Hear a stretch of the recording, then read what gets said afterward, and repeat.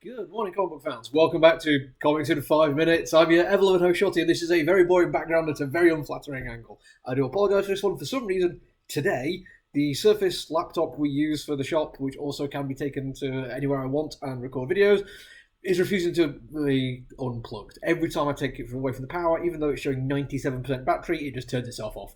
I don't know why, so I'm literally recording it behind the counter. I do apologise. What I'm reviewing is Almost Dead, a zombie story, and straight away my mind went to just the form and the setting and what you can do with this kind of story, and I found myself comparing it to Wild West stories, because I read a really, really good one the other day, which does fantastic things within the setting of the Wild West, and fantastic things which you do when you're telling Wild West stories. With zombies, I feel like there's not much you can do outside of a few things now.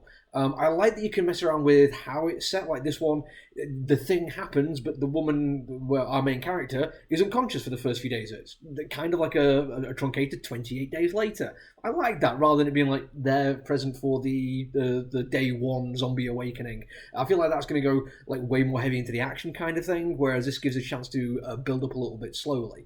But when it comes to what you can do with this style of story within this setting, mostly you're dealing with this idea of what people do in times of crisis, and there's always this idea that it turns out the humans are the bad guys all along, and yes, we're very, very aware of that, but it kind of misses a real world point, which is in cases of huge disasters, natural disasters specifically, people generally do come together very well. They work together in communities.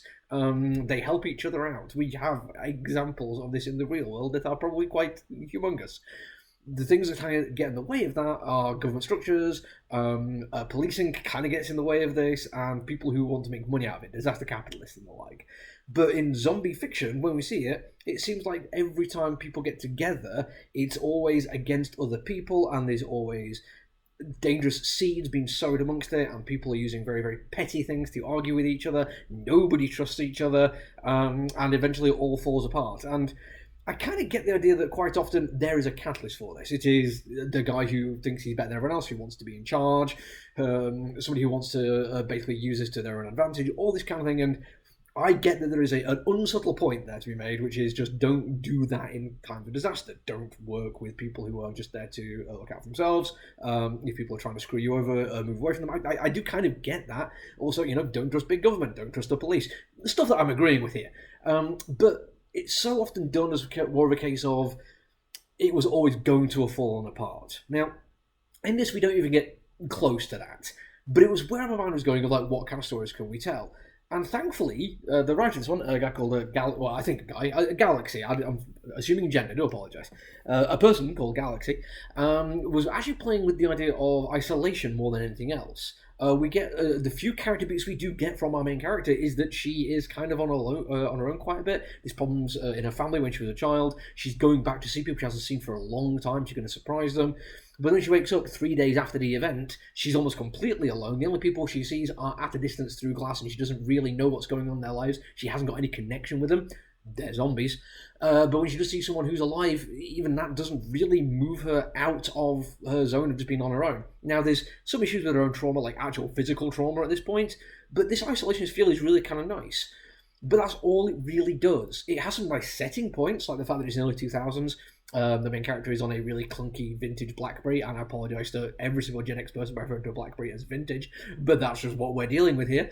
But because she's mostly on her own, humans being social creatures, you don't get much chance for character development without seeing how we respond to other people.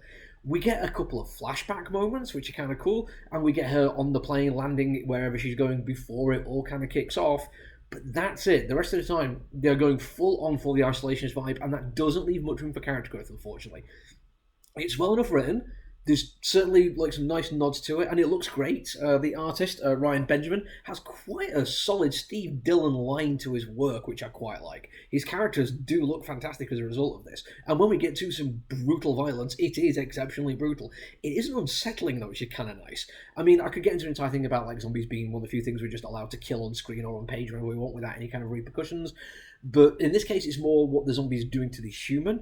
And it is just as brutal and unforgiving, but without necessarily pushing to the point of wanting to look away from it. It still is horrifying, but in a different way. It feels more action horror, more Army of the Dead than anything else. That's not a bad thing.